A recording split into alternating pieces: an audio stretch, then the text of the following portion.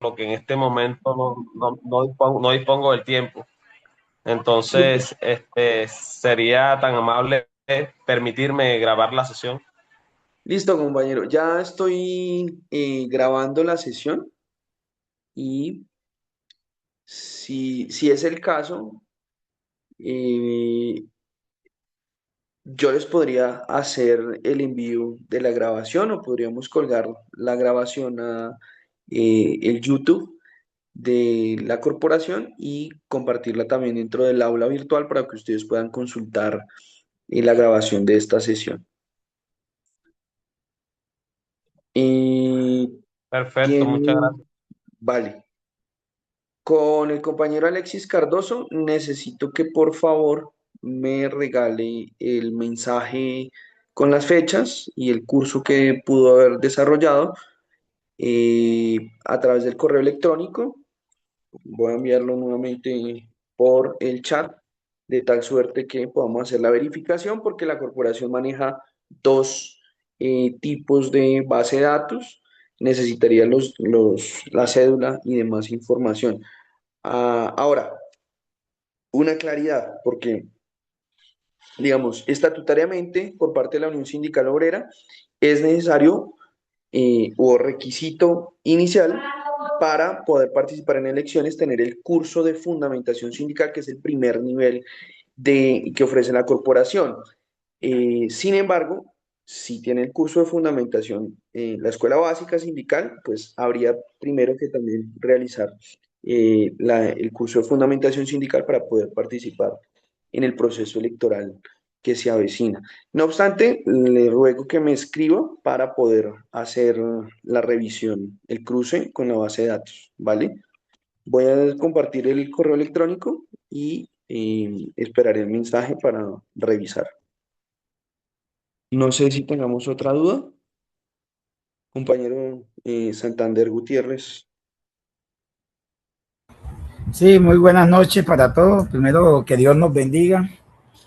Eh, la pregunta que tengo es, ese primer módulo que hicimos del primero al 10, ¿ya cuenta dentro de los cuatro módulos o arrancamos de aquí hacia adelante? No, Y señor.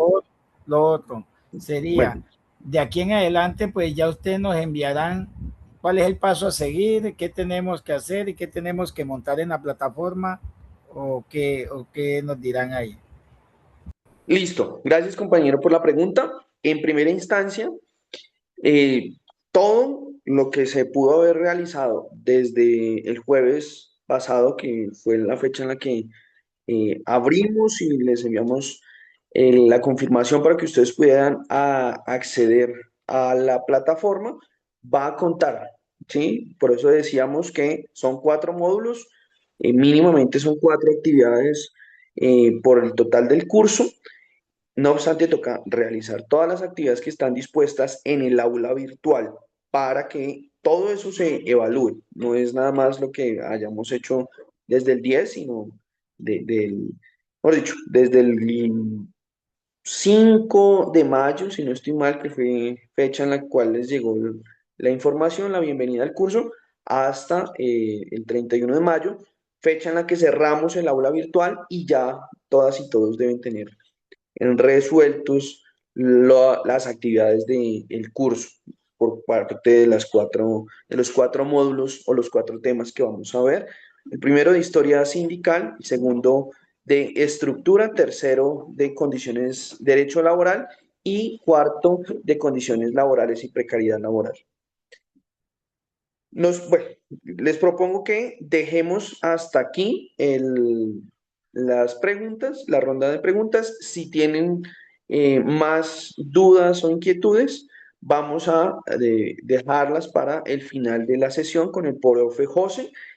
Y si en caso de que no nos permita el tiempo resolverlas, les propongo y les solicito amablemente que por favor me escriban al correo de educación Aurizará y con todo el gusto estoy en disposición de resolver sus dudas o inquietudes, ¿vale? O si gustan también por el chat de la llamada de Zoom, pueden dejar las dudas o inquietudes, como lo hizo el compañero Freddy Camacho, y con todo el gusto voy a escribir ahí la respuesta. José, para que podamos evacuar eh, Bueno, listo. rápidamente la sesión, te Bueno, doy la bienvenida. bueno, listo. Entonces, damos inicio mm, a la sesión. La idea es que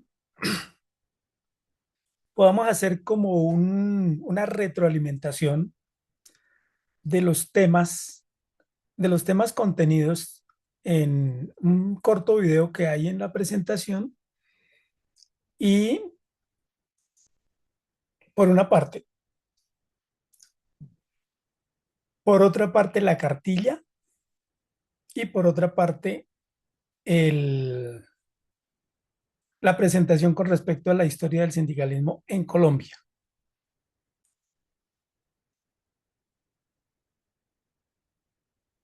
En primer lugar, tengamos en cuenta lo siguiente. Yo voy a hacer una contextualización de la historia del movimiento obrero y sindical en distintos momentos históricos, como quien dice, en algunos momentos relevantes de esta historia. Porque pues una historia en detalle nos demoraríamos mucho. Vamos a hacer una contextualización histórica del tema. Lo primero que me gustaría que tuviéramos claro es que se trata de la historia del movimiento obrero y sindical, no únicamente del movimiento sindical. Eso es muy importante para entender, llamémoslo de este modo, para entender políticamente la historia del movimiento obrero y sindical. ¿Cómo inicia? Si ustedes se dan cuenta, cuando vieron la cartilla, el movimiento obrero propiamente cuando surge lo que hoy denominamos el capitalismo. Y el capitalismo surge aproximadamente en el siglo XVIII, segunda mitad del siglo XVIII, 1760 aproximadamente, y surge con la aparición de las primeras máquinas. Esto tiene unos antecedentes muy, muy extensos. Estos antecedentes se sitúan en lo que nosotros podríamos denominar el artesanado, es decir, los campesinos, los artesanos y en América Latina y en otros lugares del mundo, los indígenas. Antes de que existiera la clase obrera como tal, pues los artesanos, los campesinos y los indígenas sostenían la economía, principalmente artesanos y campesinos. Entonces, los antecedentes al surgimiento de la clase obrera como clase son los campesinos y los artesanos. Eso tengámoslo en cuenta. Hacia esa fecha, ¿qué les digo? Hacia esa fecha, siglo XVIII, aproximadamente 1760, comienza a aparecer en Inglaterra los primeros visos de una industrialización, como ustedes lo pudieron ver en la cartilla. Esa industrialización surge con la aparición de las primeras máquinas, que ya no son las máquinas artesanales, sino que ya son máquinas industriales. Es lo que nosotros entendemos como la revolución industrial. Ese es el inicio.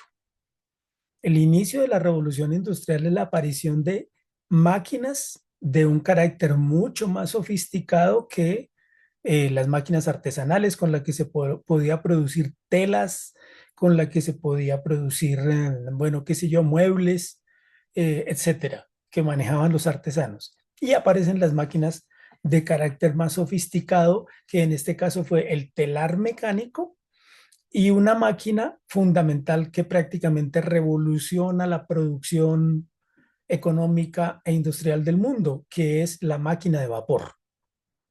Es decir, la máquina de vapor tiene la virtud de ser la que revolucionó el movimiento y la dinámica del comercio en el mundo, puesto que aceleró todo el asunto del transporte de mercancías. Si hay alguna pregunta, por favor me la manifiestan de una manera breve, la tratamos de solucionar y seguimos adelante. Bien, yo voy señalando momentos, hitos en la historia del movimiento obrero. Desde luego, estoy diciéndolo como un repaso porque ustedes han debido, desde luego, leer la cartilla. Hacia 1824 se da la primera asociación de trabajadores, reconocida por el Estado. Y eso también fue en Inglaterra. Pero hay que tener en cuenta también que esa asociación que fue reconocida después de varias luchas de los trabajadores y trabajadoras. Es decir, eso no se consiguió, esa no fue una concesión benévola de las empresas ni del Estado inglés. Fue el producto de las luchas de los trabajadores ingleses a comienzos del capitalismo, a comienzos de la sociedad industrial. Entonces, hacia 1824, repito, la primera, aparece la primera organización de trabajadores con permiso del Estado, desde luego, con permiso del Estado, es decir, autorizada por el Estado inglés. El desarrollo de las luchas de los trabajadores en forma directa continuó, porque el hecho de que existiera una ley que permitiera la asociación de los trabajadores, eso no significa que las empresas inmediatamente hubieran de reconocer a esa organización o a esas organizaciones que estaban ya autorizadas. No las reconoció las empresas. Las empresas siempre se negaron a reconocerlas, las ignoraron y muchísimas veces desdeñaron las solicitudes de esas empresas. ¿Eso qué significa? Que los movimientos, las huelgas, las manifestaciones, los reclamos, etcétera, por parte de los trabajadores continuaron y continuaron cada vez más intensamente. Esto dio lugar a algo muy importante en la historia del movimiento obrero, que es algo que se llamó la Carta del Pueblo. La Carta del Pueblo es algo importante. Esto se dio en Francia. Estábamos hablando antes de Inglaterra. Ahorita vamos a hablar de Francia. En Francia se produjo un hecho que significó un avance. Los trabajadores se organizaron, los trabajadores pertenecientes a varias empresas se organizaron y presentaron una carta, como quien dice, una serie de exigencias y solicitudes a las empresas. Esto puede considerarse, tengamos en cuenta, puede considerarse como el antecedente del primer pliego de peticiones. Observen bien, 1835, una carta que quedó en la historia como la Carta del Pueblo. Esto fue una novedad, porque las empresas y el Estado por primera vez veían una solicitud ordenada, metódica, clara por parte de los trabajadores, formulada por escrito en una carta. Eso quiere decir que por primera vez veían un nivel mayor de organización en los trabajadores, un mayor nivel de organización. Y eso significó algo muy importante porque muchas empresas comenzaron a escuchar esas peticiones, aunque no las admitieran, comenzaron a escucharlas. Y los trabajadores de distintas empresas comenzaron a desarrollar también la misma idea de presentar una carta con solicitudes, con peticiones, con exigencias a las empresas.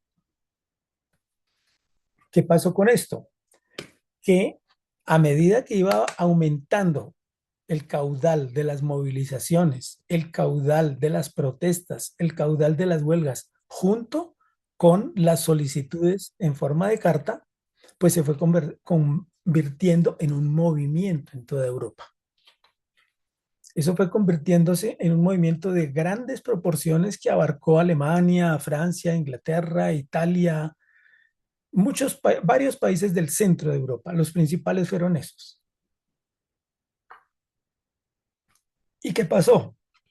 Pues que inmediatamente la represión se hizo presente y esto aumentó en vez de disminuir la movilización de los trabajadores. se dio una revolución por toda Europa, prácticamente en que los dirigentes de esos movimientos revolucionarios eran los trabajadores.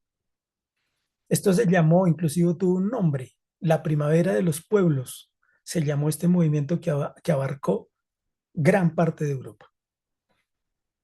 Y el resultado, desde luego, el resultado fue una represión inmediata, fuerte, pero también el resultado en varios países fue el lograr varias reivindicaciones importantes. Esto se dio en 1848.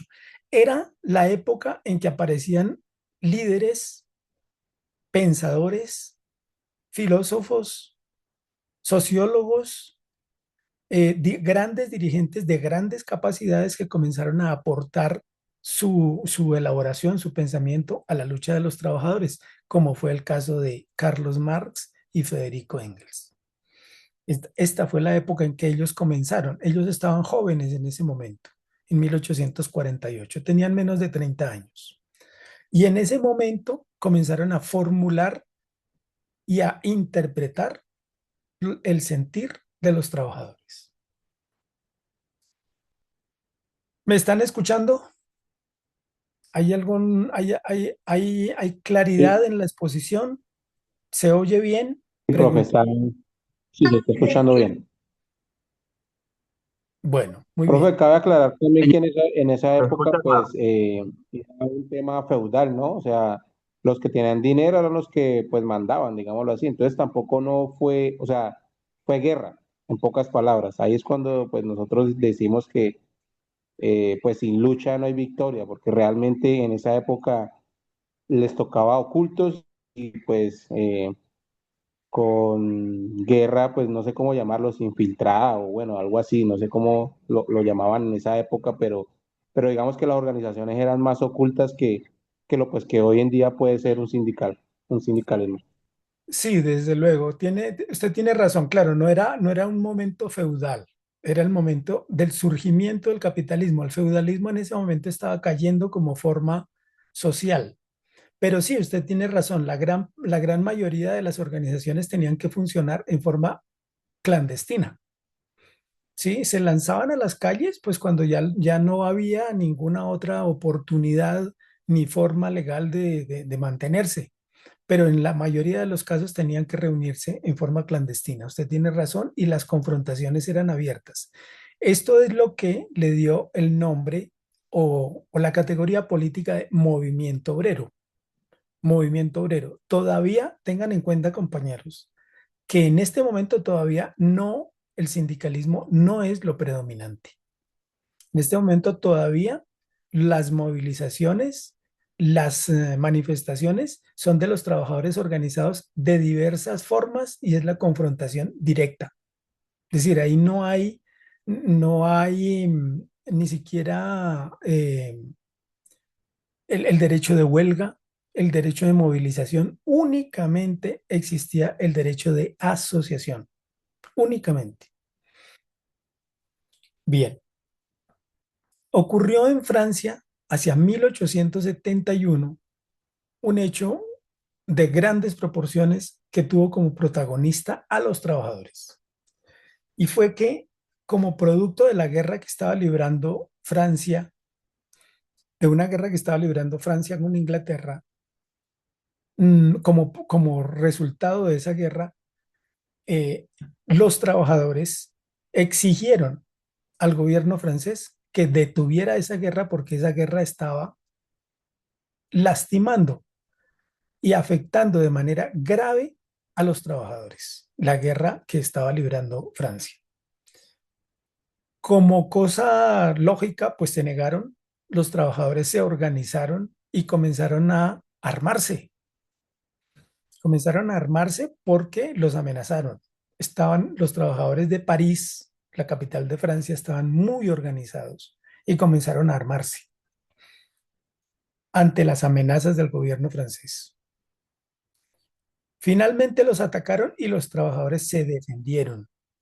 Hicieron colectas, hicieron colectas de dinero y con eso compraron armas y se defendieron como sindicatos.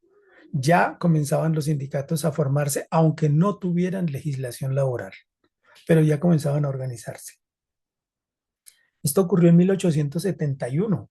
Todavía ni siquiera terminaba el siglo XIX. Y se dio una lucha de características impresionantes porque los trabajadores estaban muy bien organizados en barricadas, estaban muy bien organizados con lo que habían conseguido de armas para defenderse, estaban en una situación bastante difícil económica. Y el asunto fue que ellos se tomaron París y comenzaron a administrar la ciudad. Dejaron por fuera a las autoridades parisinas, dejaron por fuera al ejército parisino, a la policía, dejaron por fuera a todas las autoridades y comenzaron a gobernar ellos. Esto se conoció como la Comuna de París. Ellos organizaron toda la administración desde la justicia, el arte, la distribución de la comida, el comercio, la educación, la formación, todo lo organizaron ellos mismos como organizaciones de trabajadores. Desde luego, esto era absolutamente negado y reprimido por parte del gobierno francés, que finalmente les lanzó una arremetida feroz con una cantidad de soldados impresionante. Inclusive llegó a aliarse con su propio enemigo, con Inglaterra, con el fin de aplastar a los trabajadores. Esto dio como resultado una cantidad que superó a los 30.000 muertos, los 40.000 presos detenidos, y sin embargo, esta experiencia fue fundamental para las posteriores luchas de los trabajadores que comenzaron ahí sí a conquistar el derecho de huelga y a conquistar el derecho de pliego de peticiones, porque la Carta del Pueblo ya se había impuesto como una manera de exigir concretamente beneficios a los trabajadores. Esto es la Comuna, yo creo que ustedes lo leyeron. Muy bien, en 1871 ya... ¿Puedo hacerle una pregunta? Sí, claro, ¿cómo no? Gracias. Esa narración que usted hace de lo de Francia, em, si la comparamos con lo que está escrito en el libro de Los Miserables, ¿está pegado a la historia o en el libro de pronto hay algo de ficción? Sí, sí, compañera, claro que sí, hay ficción, pero en términos generales es lo que pasó, porque Víctor Hugo, que es el autor de esa obra, tú sabes que Los Miserables es una obra de Víctor Hugo estuvo muy vinculado con estos sucesos. Fue uno de los escritores y uno de los intelectuales que más estuvo vinculado. Ya estaba un poco viejo, es cierto, ya estaba un poco viejo, pero si bien no combatió en las barricadas, sí se pronunció a favor y apoyó totalmente y públicamente a la Comuna de París. Sí, es decir, gran parte de lo que sucede en el libro de Los Miserables es así. También hay ficción, obviamente, porque es una novela. Ay, Sí, gracias, profe, por la aclaración. claro, con mucho gusto, compañera. Bien, es decir, estos movimientos que fueron brutalmente reprimidos tuvieron unas consecuencias, algunas positivas, algunas negativas. Por ejemplo, dentro de las positivas que hubo más tarde, hubo concesiones a los trabajadores, pero algunos de los trabajadores líderes de esa revuelta y de esas revueltas emigraron. ¿A dónde emigraron? A los Estados Unidos. Y en Estados Unidos comenzaron a organizar a los trabajadores de Estados Unidos. Esto es lo que da, estoy avanzando a grandes pasos, ¿no, compañeros? Tengan en cuenta eso y compañeras, que estoy avanzando a grandes pasos. Esto es lo que da como resultado los acontecimientos del 1, 2 y 3 de mayo de 1886 en Estados Unidos. Es decir, lo que nosotros hoy en día conmemoramos como el 1 de mayo, Día Internacional de los Trabajadores, tuvo su origen en 1886 en la ciudad de Chicago, en Estados Unidos. Ahí ustedes en la cartilla habrán podido ver cómo fue el desarrollo de estas jornadas. Y hay algo muy importante ahí, y es la lucha que ellos adelantaron. Porque si bien ya había organizaciones sindicales, si bien ya había pliegos de peticiones, si bien ya había organizaciones admitidas por el Estado, las jornadas de trabajo eran absolutamente exorbitantes, eran de 14, 16 y hasta 18 horas. Entonces los trabajadores estaban absolutamente agotados, enfermos, etcétera. Ellos adelantaron la lucha por los 3/8, que era 8 horas de trabajo, 8 horas de descanso y 8 horas de recreación. Ellos lo ponían en términos de 8 horas de trabajo, 8 horas de descanso y 8 horas para hacer lo que nos dé la gana, decían ellos. Esa era la consigna. Esta lucha, como ustedes saben, tuvo como consecuencia también una represión brutal y a los dirigentes principales, 5 dirigentes, los condenaron a la horca sin ninguna prueba de lo que los acusaban. Los acusaban obviamente de terrorismo, de haber activado bombas, de todo lo imaginable. No hubo ninguna prueba, no hubo nadie que pudiera decir que verdaderamente ellos hubieran estado involucrados en algún hecho violento. Más bien, por el contrario, lo que sí hubo fue testigos de que la misma policía había activado explosivos para luego achacarles la culpa a los trabajadores. Eso sí, de eso sí hubo testigos. Inclusive hubo un periodista cubano que ya les va a sonar el nombre. Él estaba en Estados Unidos en ese momento, que se llamaba José Martí. José Martí era un periodista cubano que luego fue escritor y fue combatiente por la libertad de Cuba hacia finales del siglo XIX. José Martí, y él murió en esa lucha. Él estaba como periodista en ese momento del 1 de mayo de 1886, estaba presente ahí en Chicago y escribió varias notas mostrando esos hechos de los que estamos hablando. ¿Alguna pregunta Ahí hasta es donde ahí? salió ahí es Dime. donde salió la frase de que primero ahórquelos y luego juzgue. Exactamente. Primero ahórquelos y luego júzguelos. Sí, correcto. Sí, sí. Eso es. Muy bien. En el siglo XIX nos tenemos que trasladar hacia Latinoamérica. Fíjense la revuelta, la vuelta que hemos hecho. Arrancamos en Europa, que es el origen de la clase obrera. Arrancamos en Europa, seguimos para Estados Unidos y ahora vamos a Latinoamérica. Algo muy importante es que en Europa, en las luchas de clases europeas, quedó sentado el derecho laboral colectivo. Ellos fueron los que dejaron sentadas las bases para el derecho laboral colectivo. Derecho a asociación, derecho de huelga, derecho de pliego de peticiones. Y en Estados Unidos quedaron sentadas las bases para el derecho laboral individual, jornada de trabajo, bueno, todos esos elementos que acabo de mencionar. Eso es muy importante. ¿Y por qué digo que sentadas las bases? Pues porque todavía no lo concedieron del todo, pero ellos, con sus luchas, con sus muertos, con sus presos, etcétera, dejaron sentadas las bases para que posteriormente otros compañeros retomaran las banderas y conquistaran esos derechos, del derecho laboral colectivo y del derecho laboral individual. Eso es muy importante tenerlo en cuenta. El siglo XIX, hacia finales, en Latinoamérica, es muy importante porque se está conformando la clase obrera latinoamericana. Pero tengamos en cuenta esto, compañeros y compañeras. La clase obrera latinoamericana tiene unas características distintas de la clase obrera europea y norteamericana. ¿Por qué? Ustedes lo habrán visto en la cartilla porque el origen de la clase obrera latinoamericana está en campesinos, agricultores y mineros, incluso indígenas. Entonces, la clase obrera latinoamericana incluso en las primeras economías, es muy diferente, es bastante diferente.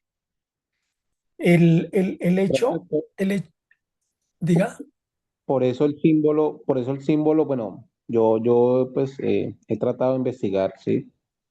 Cuando la Unión Sindical Obrera, pues que tenemos actualmente, la bandera, digamos, de ellos, o el símbolo que tenían ellos era una hoz y un martillo, que me imagino yo que era muy relevante pues a lo que nos está contando, y los tres ochos. correcto. Obviamente narra pues la historia que su merced nos está dando y pues eh, era la mano de obra que existía pues en la Latinoamérica en ese entonces, ¿no? No era pues petróleo, pero sí existía ya, o sea, sí se había creado. Lo que de pronto no me cuadra a mi profe, pues de historia, ¿no? Hablando de historia y pues qué pena que lo alargue un poquito es el sentido de Europa, digamos, se hizo desde allá, desde Europa, pero en ese entonces no existía, bueno, la corona o todo ese de, o sea, no existía democracia, ya era otro tema político diferente y pues llegar aquí a Estados Unidos donde pues ya era diferente pues se manejaba la política de diferente manera. Entonces no, lo que usted dice de que de Europa pasaron a Estados Unidos, ¿será que lo hicieron por conveniencia porque se podría ver de una forma diferente? No, no, no necesariamente. Lo que sucede es lo siguiente. En Europa, en esos momentos en que se estaban dando esos movimientos obreros, en ese mismo momento del siglo XIX, eso es muy importante la pregunta del compañero, en esa misma etapa, mejor, en ese mismo periodo de 1900, sí, es decir, de 1919, no, del siglo XIX, es decir, más o menos a finales del siglo XIX, 1870, 80, en ese periodo se estaba dando eh, la lucha de lo que hoy llamamos la burguesía en contra de los monarcas. Pero la burguesía de ese momento era una clase revolucionaria. Inclusive, muchas veces en Francia, en Inglaterra y en Alemania, incluso en Italia, lucharon juntas la burguesía y los obreros en contra de los monarcas, Eso porque era lo que estaban yo en... quería saber. Yo decía, pues, o Exactamente. sea, cómo era la lucha en ese momento, porque era tema de Claro, lo que monarca, pasa pues es que era difícil. O sea, esto nos alargaríamos muchísimo para explicar eso, pero lo que sucedió concretamente en Francia, por ejemplo, con la Revolución Francesa fue eso, la alianza entre trabajadores y burguesía, porque la burguesía le interesaba derrocar a los monarcas, le interesaba derrocar a los reyes y los derrocaron. Lo que sucede es que una vez derrocada la burguesía, perdón, una vez derrocada la monarquía, o sea, los reyes, entonces la burguesía, en vez de intentar construir un país en conjunto con obreros y campesinos, volteó las armas contra ellos, ¿sí? Es decir, en vez de decir, mire, hemos luchado juntos, vamos a construir un país entre juntos, entonces lo que dijeron fue, no, ahora la burguesía es la que se va a poner al poder y nada más. Entonces atacaron a los trabajadores, atacaron a los trabajadores. El Estado en Europa cambió, en la mayor parte de los países europeos cambió la forma de gobierno, pero la represión hacia los trabajadores siguió igual. Por eso fue que muchos trabajadores emigraron a Estados Unidos pensando que allá había más democracia y se equivocaron. Se equivocaron también. Entonces, eso es muy importante y por eso es también la pregunta. No, en Estados Unidos no había más democracia. Ellos creyeron que había más democracia, pero no era así. Y el 1 de mayo quedó plenamente demostrado. ok, profe, muchas gracias. Bueno, muy bien. Entonces, seguimos en Latinoamérica. Me parece muy bien que se hagan esas preguntas en asuntos puntuales porque vamos aclarando algunas cosas, ¿no? Bien. En las últimas décadas del siglo XIX, repito, ya se estaba conformando la clase obrera, pero en el sector minero más que todo, y en el sector de los ferrocarriles, en los sectores incluso del petróleo. ya comenzaban a darse las primeras exploraciones del petróleo y del salitre. Por ejemplo, en Chile, en el sur del continente, lo que era Argentina, Chile, Uruguay, se daba la industria del salitre. Y esos trabajadores comenzaron a organizarse, incluso también hay que tener en cuenta que a América Latina, esos europeos llegaron, esos trabajadores europeos expulsados o emigrados de Europa, llegaron a Argentina, a los países costeros, Argentina, Uruguay y Chile. También llegaron a Colombia, es cierto, también llegaron a Colombia y fueron importantes en la organización de luchas, aquí por ejemplo en la costa atlántica. La costa atlántica, varios trabajadores venidos de Europa se organizaron junto con líderes colombianos y hicieron importantes luchas. El hecho es que en lo que fue Argentina, Argentina, Chile y Uruguay se concentraron esos trabajadores venidos de Europa y dieron importantes luchas, pero primero organizaron no solo sindicatos, sino organizaron mutuales y cooperativas que intentaban darle alguna solución económica a los trabajadores. No eran como las cooperativas de ahora, eran unas cooperativas mucho más radicales, pero lograban dar respuesta a las necesidades económicas de los trabajadores. Entonces había cooperativas, mutuales y los primeros sindicatos. Pero entonces aquí sí quiero hacer una aclaración bien importante. Todo lo que hemos visto hasta el momento, en todo lo que hemos visto de Europa, de Estados Unidos, de América Latina, hasta este momento, la fuerza y el motor principal es lo que se llama movimiento obrero. Es decir, movimiento obrero es una categoría política, porque es lo que se consideró la lucha consciente de los obreros, que los obreros querían transformar el mundo, ¿sí? A partir de ahí, a partir de allí, del siglo XX, a partir del siglo XX, ya comienzan a aparecer los sindicatos en su mayoría, es decir, la mayor parte de los sindicatos comienzan a aparecer a finales del siglo XIX y aquí en América Latina a comienzos del siglo XX. A comienzos del siglo XX comienzan a aparecer los sindicatos, pero ya los sindicatos son permitidos por la ley, son autorizados por el Estado y ahí comienza a haber una legislación laboral. Pero ¿por qué son permitidos por el Estado y autorizados por el Estado? Porque las luchas de los trabajadores obligaron a eso. En América Latina también hubo luchas sin organización sindical, sin ninguna organización sindical. Luchas de los trabajadores asociados como pudieron. De eso hay algunas películas que me gustaría recomendarlas, de cómo los trabajadores a finales del siglo XIX se organizaron aunque no tuvieran sindicatos y desarrollaron unas luchas importantísimas. Una película muy importante es Patagonia Rebelde. La película se llama La Patagonia Rebelde. Y otra película también bien importante se llama Actas de Marusia. Entonces, ¿qué estoy diciendo? Estoy diciendo que en América Latina, hasta comienzos del siglo XX, no había legislación laboral, ni siquiera había sindicatos aceptados. Es decir, lo que ya se había avanzado en Europa y Estados Unidos, aquí estábamos mucho más atrasados, muchísimo más atrasados. Es decir, no había legislación laboral, no había sindicatos permitidos, lo único que había era asociaciones de los trabajadores y algunas asociaciones sindicales sin permiso, clandestinas, como decía el compañero. ¿Sí? Incluso, repito, empezando el siglo XX.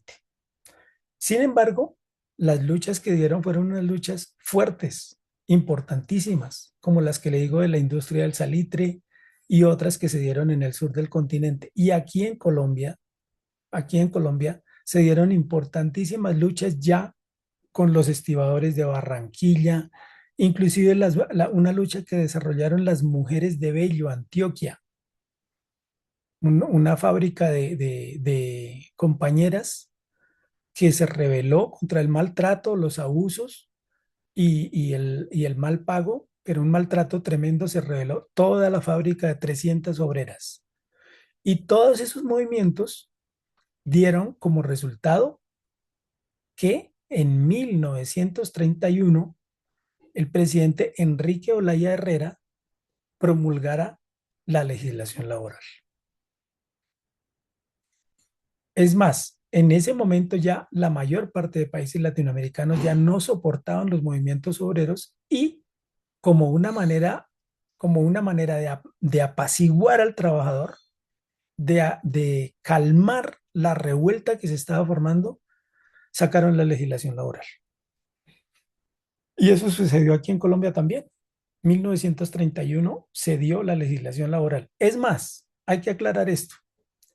Tanta desconfianza había hacia los gobiernos que, por ejemplo, la Unión Sindical Obrera, que estaba fundada desde 1923 como sindicato y que no era legal, que había sufrido mucha persecución por ser una organización ilegal, según eso.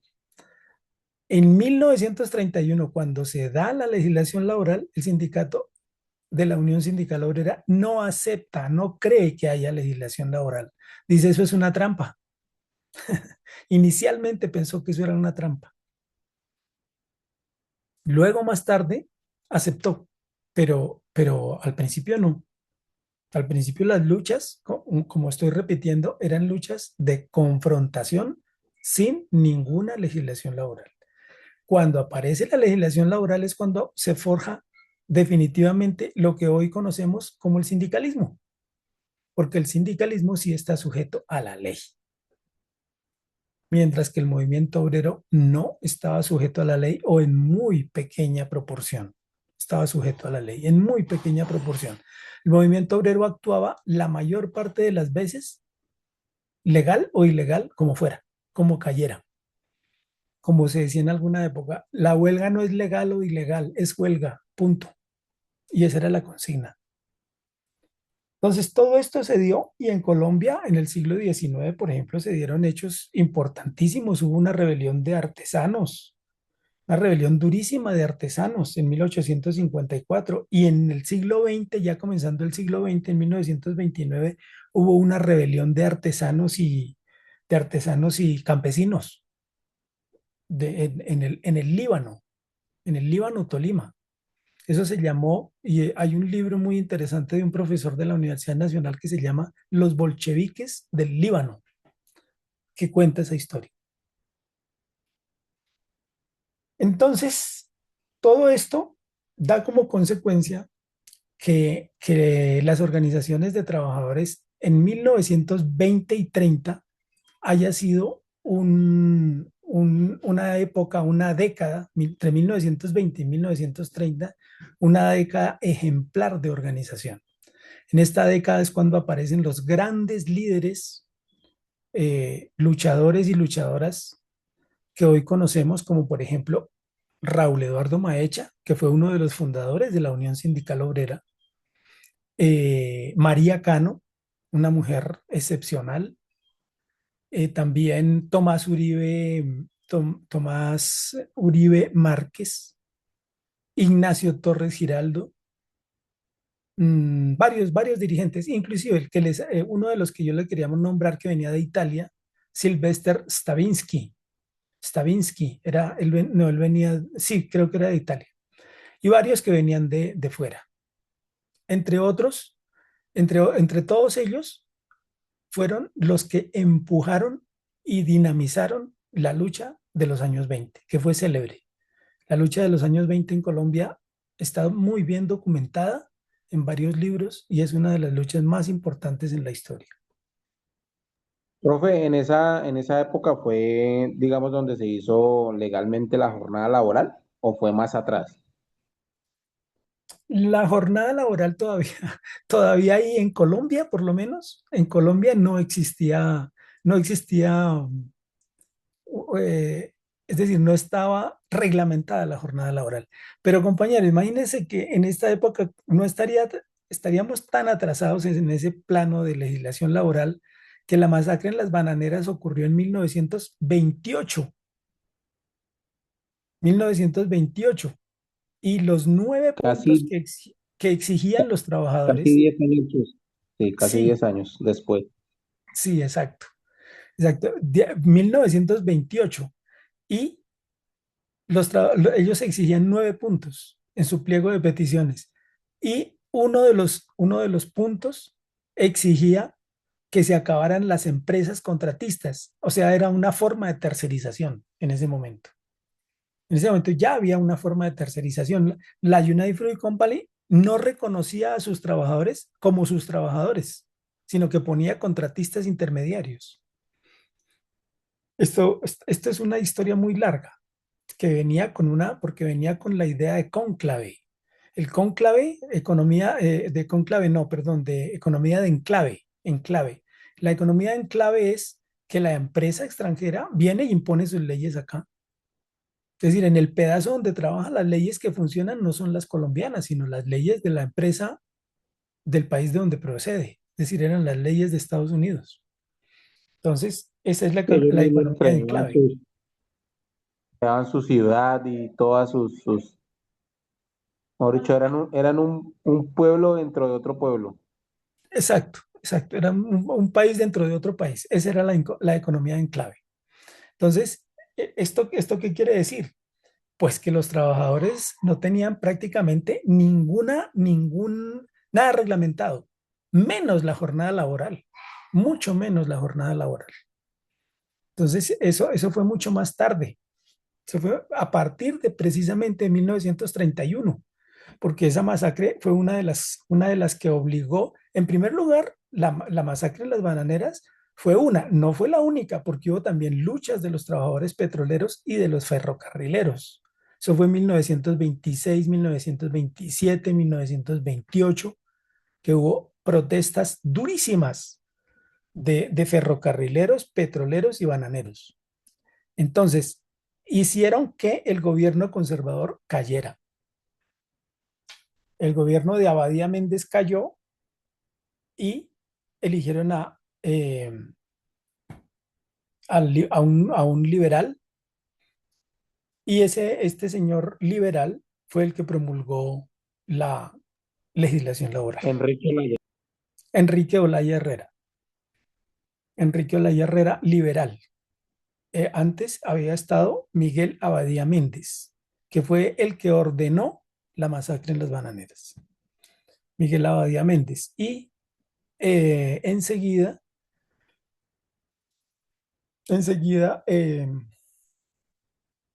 el gobierno liberal instauró la legislación laboral. Eso fue en 1931, Enrique Olaya Herrera. Luego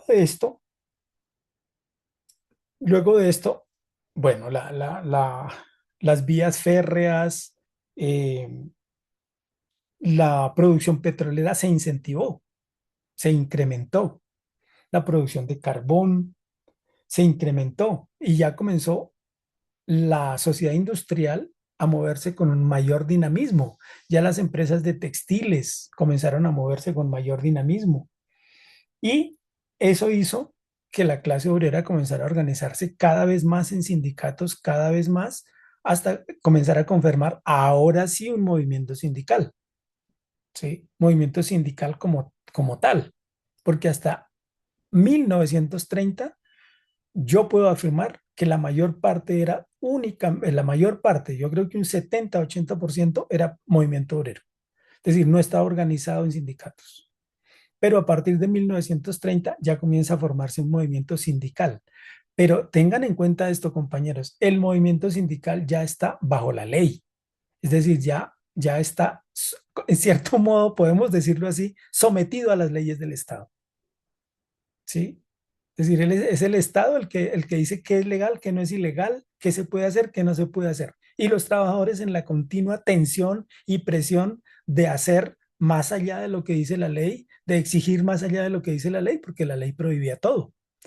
Es decir, el hecho de que se hubiera promulgado la legislación laboral no significaba que las empresas la fueran a acatar inmediatamente. Eso es obvio. Una cosa dice el Estado, pero otra cosa dicen las empresas. Entonces, las empresas seguían haciendo lo que les daba la gana, a pesar de que existiera la legislación laboral. Eso está claro.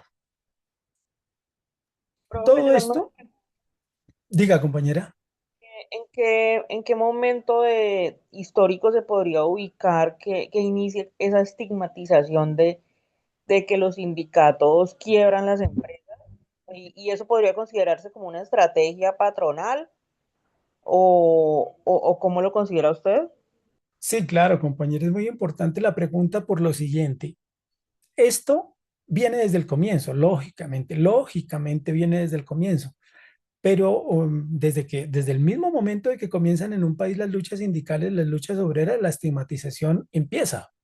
La estigmatización hacia los trabajadores petroleros de los años 20, los ferrocarrileros, los bananeros, existía.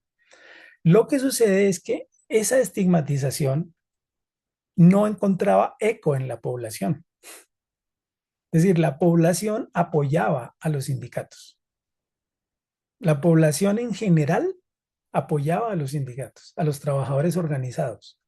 ¿Por qué? Porque al mismo tiempo los sindicatos se acercaban mucho a las comunidades, estaban vinculados a las comunidades.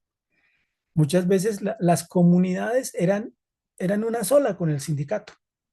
Eso ocurrió muchísimas veces con la USO, con los bananeros, entonces la población no creía en la estigmatización. Es decir, la estigmatización caía en saco roto, caía en el vacío, pero poco a poco,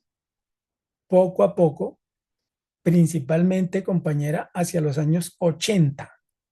En los años 80 logran un enorme desprestigio hacia los sindicatos.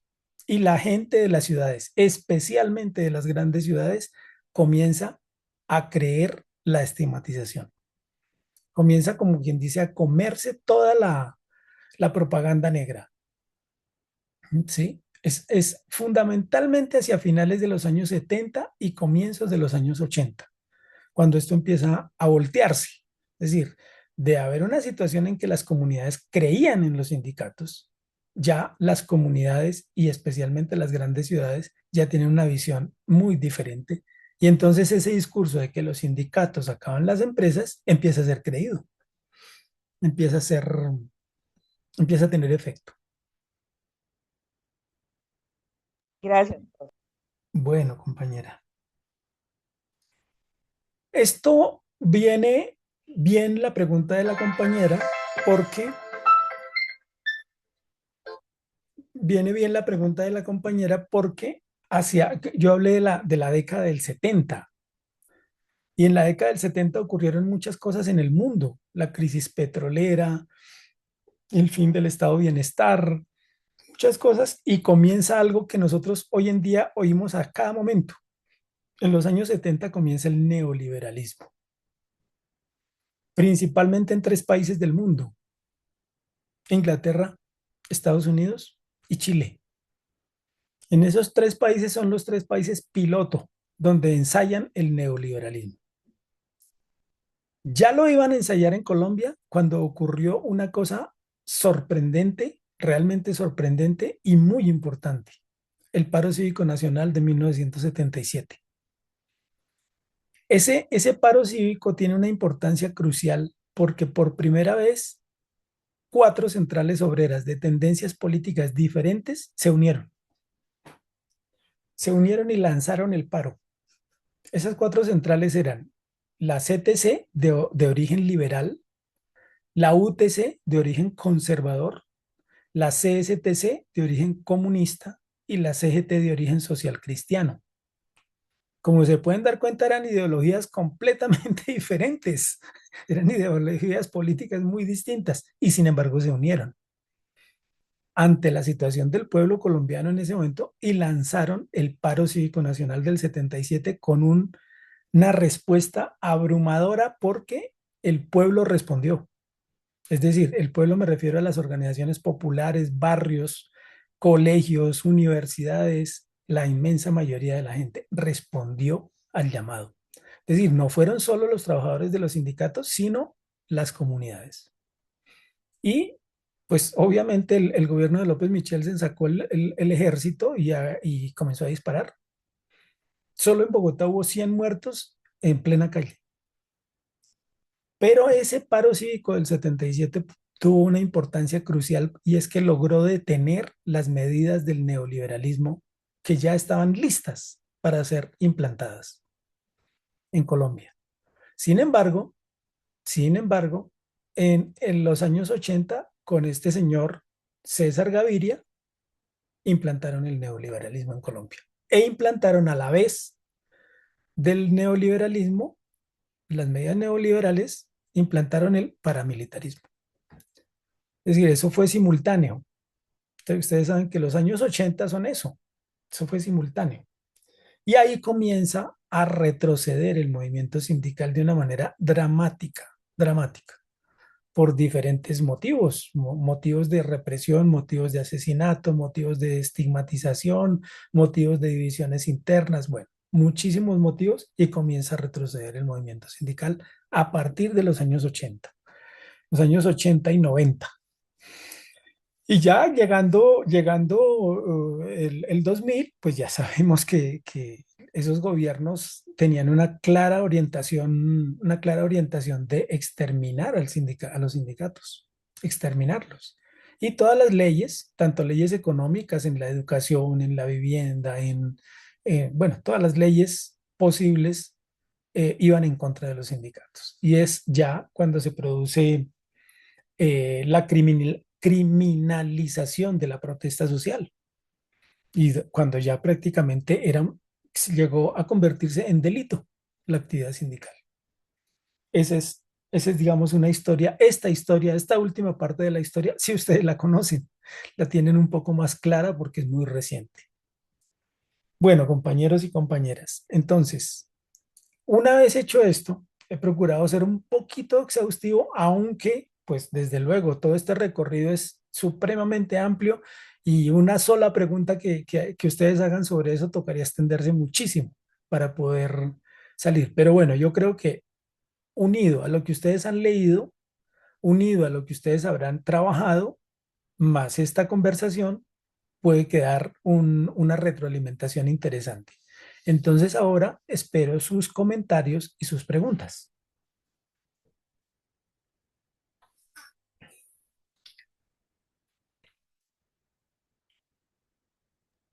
Profe, bueno, pues yo traté de hacer las preguntas en la medida que usted iba avanzando en los temas, igual pues obviamente hay muchos detalles que uno quisiera saber, ¿no?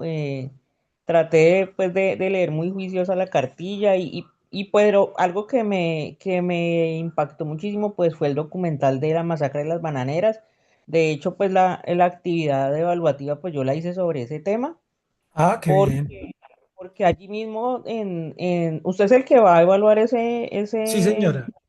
bueno, ahí, Sí. ahí lo va a leer usted que pues fue un episodio que me impactó muchísimo desde hace años cuando, cuando yo estudié en el colegio y me leí el libro Cien años de soledad la primera vez. Entonces, pues fue muy, muy grato ver ese documental y como pues revivir todo eso que le pasa a uno por la cabeza cuando está joven y quiere pues cambiar el mundo y todo eso, ¿no? Entonces, pues eso quería decirle que fue pues muy, muy grato para mí, pues revivir muchas cosas de esa época y pues haber conocido al detalle tanto de la historia del movimiento obrero y del sindicalismo. Excelente, excelente el tema porque ese tema es un tema bonito de analizar, pues bonito no por lo trágico, porque obviamente es muy fuerte, muy impactante, pero también es cierto que uno aprende mucho. Uno estudiándolo a fondo aprende mucho.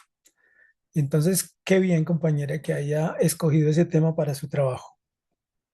Qué bueno, Gracias, profe. muy bien.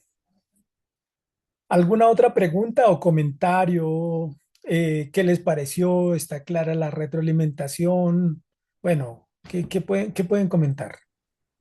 Profe, pues yo he tratado también de comentar, pues a medida que íbamos pasando, digamos, como la historia, pero pues ya llegando al final de lo que estamos viviendo en la actualidad y pues viendo que así nosotros, digamos, el neoliberalismo no hubiera surgido al 100%, pues quedaron como las secuelas, digamos, de lo que, no sé, de que el patrono pueda, pues, acoger y pues disminuir el tema del sindicalismo, ¿sí? Y pues la otra es, digamos que pues no se ha visto un movimiento, por decirlo así, actualizado, ¿sí? Que hoy en día, pues con todo lo que ha pasado pues particularmente en el mundo y pues en Colombia, por lo menos un ejemplo, venir de una pandemia donde trabajos ahora son de distancia, pues no la mayoría, pero sí algunos, teletrabajo, todo lo que ha cambiado pues a nivel del mundo, ¿sí? Y pues que digamos que ahora el sindicalismo va, pues yo creería que tendrá que cambiar, ¿sí? También la forma pues, de hacer sus acciones y de influir pues en el cumplimiento de lo, pues, de lo que siempre llegamos el trabajador, ¿sí? Entonces, yo creo que se debe avecinar un cambio y ese cambio debe ser demasiado drástico para que no se acabe, porque si no es así, tiende a acabar. Pues pienso yo. Excelente. Sí, es cierto. Tiene que haber un cambio. Tiene que haber un cambio. Eso sí es lógico porque ha habido muchas, ¿qué digo yo? Situaciones que han obligado a que el sindicalismo se examine a sí mismo, se, digamos, recupere muchas cosas que ha perdido. Tiene toda la razón. Bueno, muy bien. ¿Quién sigue? Muy buenas noches para todos. Sí, Oliver, sí. Buenas Bueno, noches. aquí yo siempre he colocado en el tema principal el valor del liderazgo. Pues siempre hemos tenido en cuenta la historia para todos los procesos como líderes que tenemos que tener en cuenta. La base fundamental del líder tiene que ser o tiene que ver con todos estos procesos que han pasado en años anteriores y que ha generado un efecto para vincular líderes que realmente luchen por los beneficios de todos, no de unos solos. Sí. Entonces, cabe resaltar que la importancia de la historia para el tema sindical y para todos los que tomamos la vocería, en algunos casos para los diferentes gremios ahora, todas las problemáticas que hay y que van a venir y que debemos coger como ejemplo y aprendizaje a poder generar desarrollo en beneficio de todos, pero que también vaya de la mano con lo que va pasando en este momento en el mundo real, que pues que creo que a veces algunos líderes se someten a muchas solicitudes que van mucho más allá a la realidad que en el momento se puede dar para poder lograr una buena gestión, un buen diálogo y desarrollo a que todos participemos y que podamos ser beneficiarios de cualquier solicitud que se haga. Pienso que el líder tiene que tener bases fundamentales, honestidad, respeto, sobre todo con los mismos personas que le dan esa vocería para que guíe el proceso y que pues obviamente esperan de que no en algún momento no se les vaya a torcer, por decirlo así, que vaya honestamente y sea responsable para que realmente se pueda lograr el cometido que es el beneficio para los trabajadores. Siento de Muy, que la importancia del líder para todo esto es que no decaiga, que estudie mucho, que vea mucho el tema laboral, mucho el tema de la normatividad, de las leyes, que siempre esté constantemente estudiando alguna base fundamental que le pueda dar argumentos para poder lograr esa lucha que tanto se anhela en todos los procesos laborales.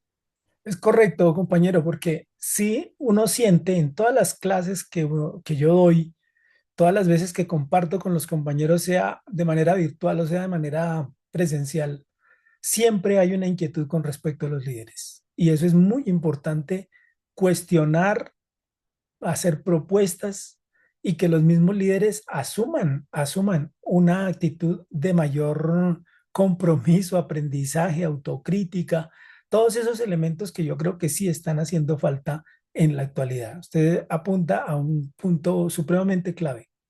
Muy bien, compañero.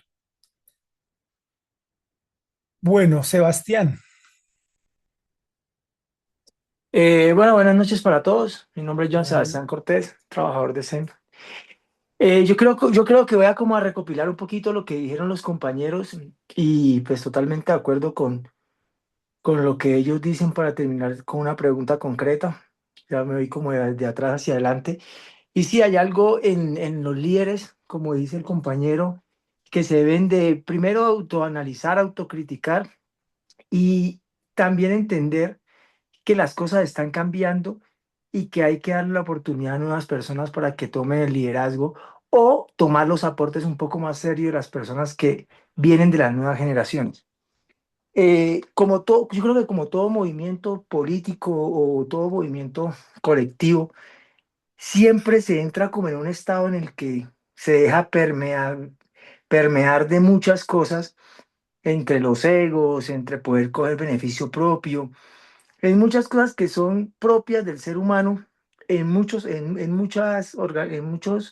grupos. Puede ser político, puede ser estudiantil, en cualquier escenario se ve eso.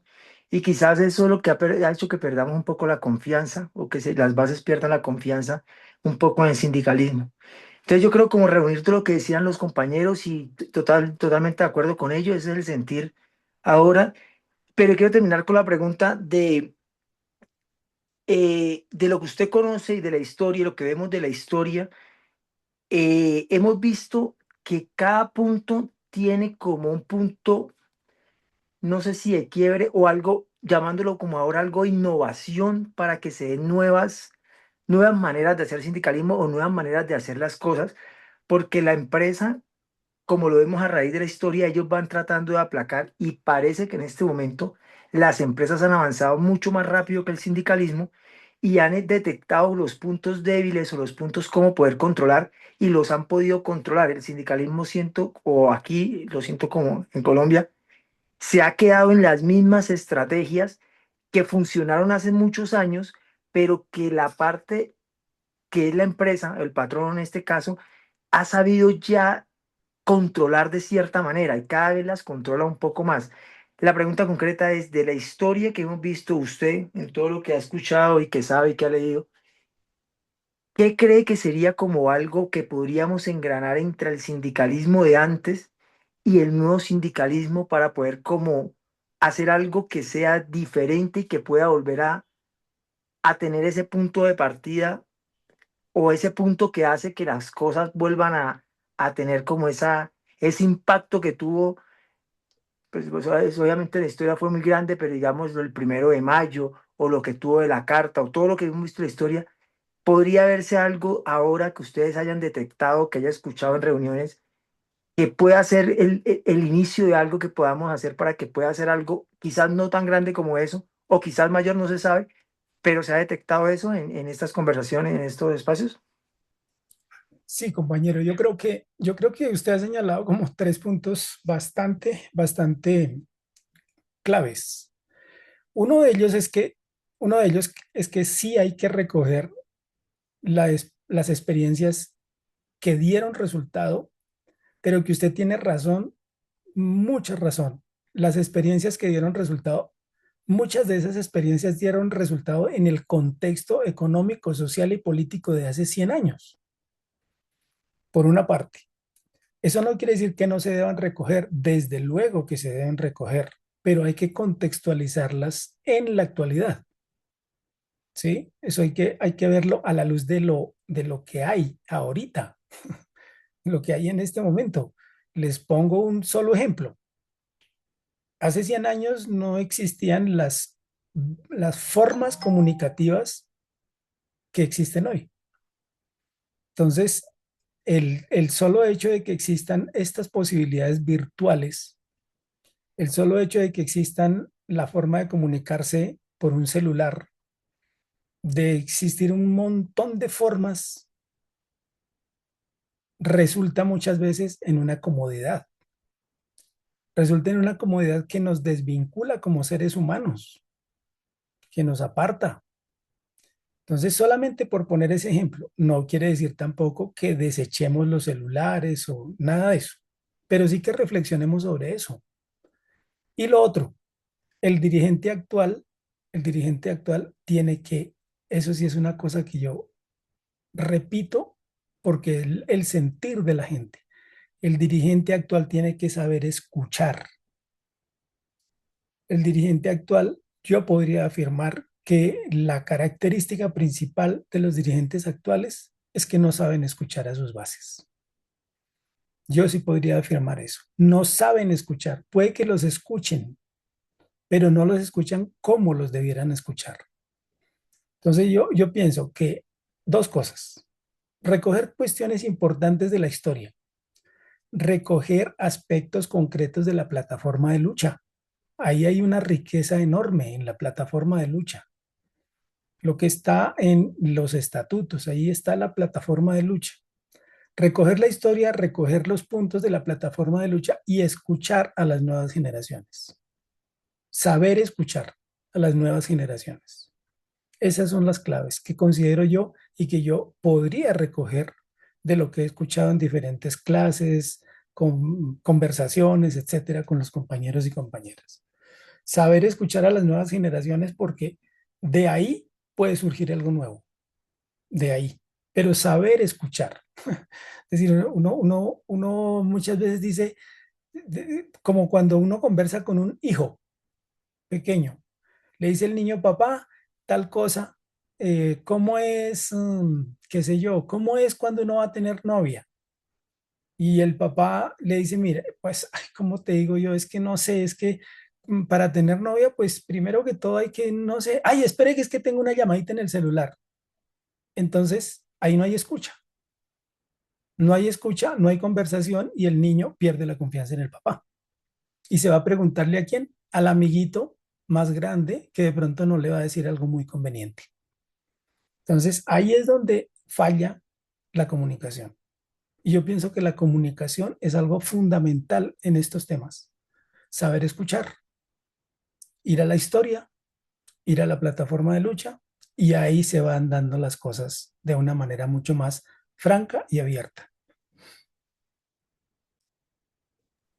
Muchísimas gracias por la respuesta y totalmente de acuerdo. Bueno, compañero, con mucho gusto. Bueno, muy bien. ¿Quién quiere más participar? ¿Algún otro compañero? Sí, siga, compañero Santander.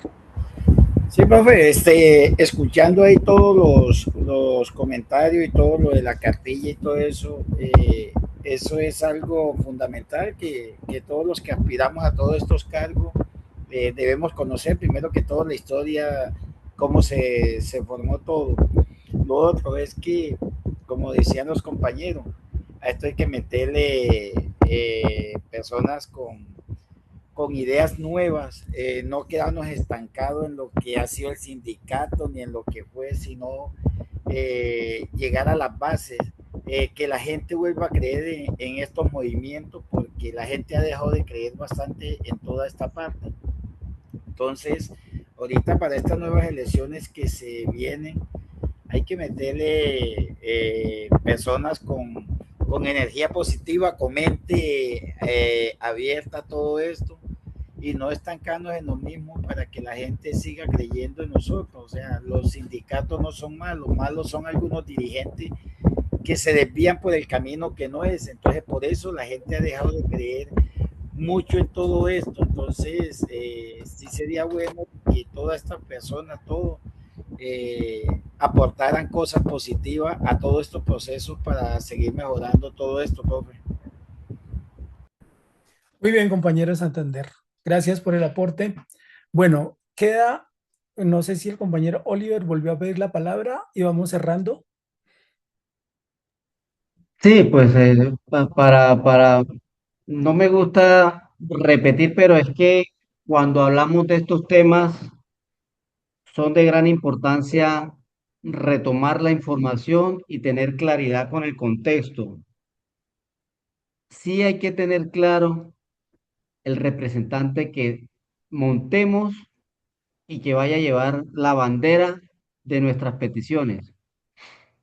Como lo decía como lo decía el profesor José, hay que tener claridad de las luchas que se han efectuado en la historia. Hay que tener claridad y argumentos a la hora de exigir o las gestiones que se necesitan o se requieran para el tema, cualquier tema que nosotros estemos interviniendo para beneficio del colectivo. Pero también podemos evidenciar de que en la historia los representantes no veían tanto el beneficio propio, sino veían era el beneficio en conjunto que pudiera darle un beneficio colectivo a los trabajadores o a la comunidad en general. Y hoy en día eso es lo que falla. Ya no hay escucha, ya todo el mundo busca es un beneficio para él, para su familia, y ese es el tema que ha perdido la dirección del tema sindical. Lo podemos ver hoy en los diferentes sindicatos, las problemáticas que entre ellos mismos se generan, o sea, son los miembros y representantes de los trabajadores y hay conflictos internos que se pueden evidenciar por fuera y eso nosotros como líderes no lo podemos generar ni que se vea esa desunión del mismo grupo que está haciendo la lucha para los trabajadores a los cuales nosotros estamos representando.